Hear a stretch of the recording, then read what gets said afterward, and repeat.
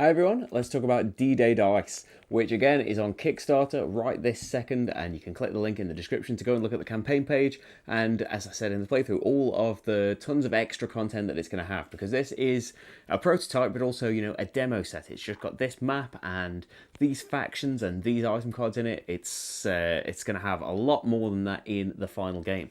So, the game itself, I never played D-Dice the first edition, but it was always one of those that was kind of, on the edge of things. I wanted to pick it up and then never got around to it, or I would see it at places and then it was too expensive for me at the time, or whatever the reason, I never ended up playing it. So I can't really talk about comparisons between the versions, but I have this evidence of the first edition of the nice custom dice that come with it.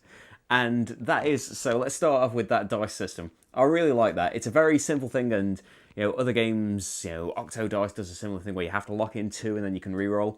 Although you have to lock in two at a time there, but either way. So you roll your dice and you have to lock in two of them. And then you can do what you like with the other ones. You can just stick with your first roll if you want to, or you can reroll any of your choice from the four that are available after you've locked in those two.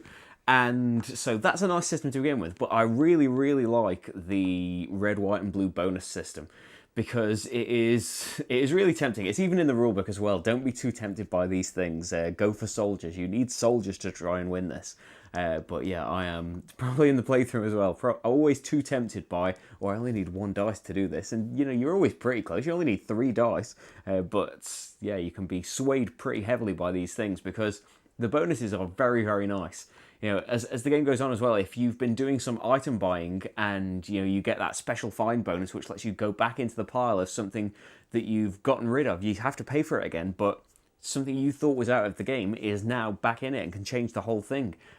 Getting the bonus for the threes, which is normally get one soldier. You might not want to go for those. You might want to go for the 4s because they give you more soldiers. But the bonus for that gives you soldiers, and you can pick another unit to have soldiers, which in a 2-player game is obviously very, very helpful to the both of you.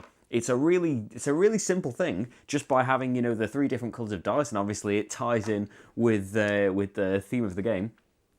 But yeah, it's a really effective little thing, and something that is maybe tugging you in a different direction than the thing you desperately need, which is soldiers. You just think, well, if I got this bonus, and then maybe I can get this specialist, which I can do this, or you'll get enough item points to be able to get an item that lets you lose fewer soldiers this round, or get some more soldiers into your unit. It's a really, really nice little system. And as I said in the playthrough, all of these dice that are just normal D6s will be these lovely custom dice in the final product, but it'll be in the Kickstarter page what it's going to end up being. So yeah, it's fast playing. It's a very simple system once you get to grips with it. There's a fair bit to explain in the rulebook, but it's just kind of explaining different situations and things, and when you can use stuff. The actual flow of the game is very quick once you've got to grips with it, because it's just roll your dice. Bonuses first, then gain your resources. You adjust the marker because you can only stay in these things for a certain amount of time. Then you can spend most of your resources, decide to move, and then lose however many units you need to, as dictated by the board.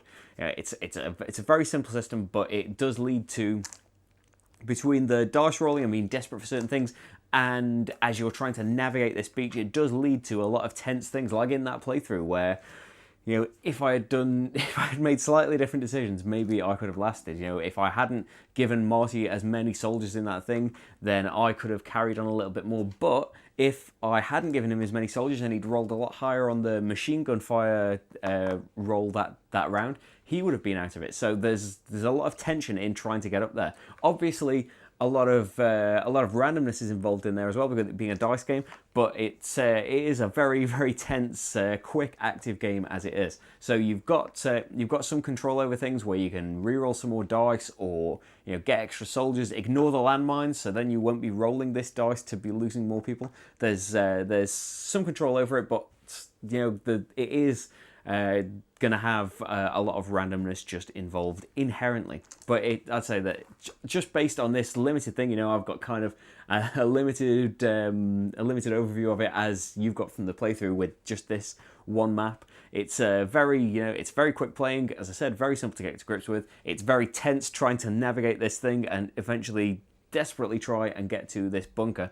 You know, it does tie into the fast-paced nature of the game and the desperation and how limited you are and how quickly you are losing soldiers. That becomes apparent straight away. As soon as you start moving into this, it, you know, pushes you and makes you get moving because you can't stay at the beginning of the beach. So as soon as you've made that first choice, you are then within a few rounds, you are launched into the thick of it then, and you need to, you know, you need to desperately try and roll what you need. Otherwise, like happened in the playthrough, spoilers if you didn't see it, but you should watch the playthroughs first. Yeah, you may get just left in the middle of the beach, and as soon as one player is out of it, that is it. But yeah, check out the Kickstarter to see all of the tons of stuff that will be coming with it extra. But yeah, if you are looking for a very fast-paced, tense dice game, maybe a World War II themed dice game, then that's going to help as well. But yeah, check out the Kickstarter for D-Day Dice. Thanks for watching, everyone, and I'll see you for the next game. Bye.